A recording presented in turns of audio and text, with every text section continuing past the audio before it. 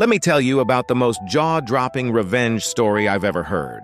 It happened to my friend's cousin Sarah, and trust me, you won't believe how it ends. Sarah had been married to James for 8 years. Picture-perfect couple on the outside, beautiful house in the suburbs, matching cars in the driveway, the whole 9 yards. James was this hotshot investment banker, and Sarah ran her own successful interior design business. Everything seemed perfect until Sarah started noticing little things. James was working later than usual, being protective of his phone and making mysterious weekend business trips. Classic red flags, right?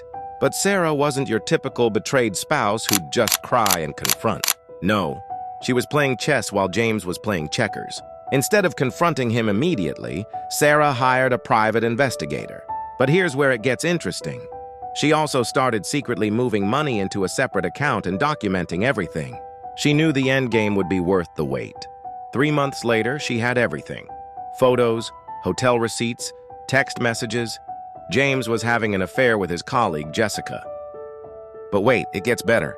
Sarah discovered that James and Jessica had been embezzling money from their firm to fund their lavish meetups. Now here's the genius part. Sarah organized a surprise birthday party for James, invited all their friends, family, and most importantly, their entire office, including Jessica's husband. During the toast, Sarah played a video presentation she'd prepared.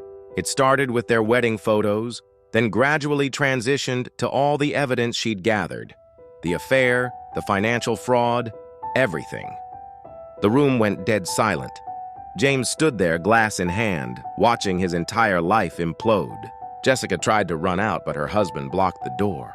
The company's CEO was there too, and let's just say James and Jessica had some explaining to do. But the real twist?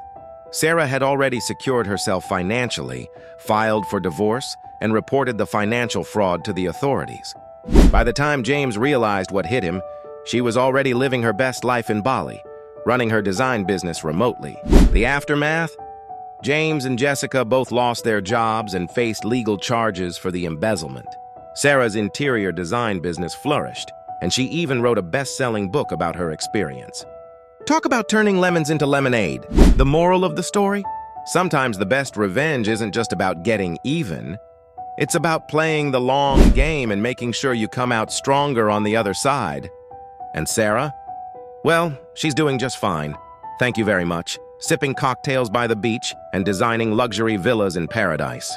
Remember, folks, karma doesn't always need a push. Sometimes it just needs a perfectly orchestrated plan and impeccable timing.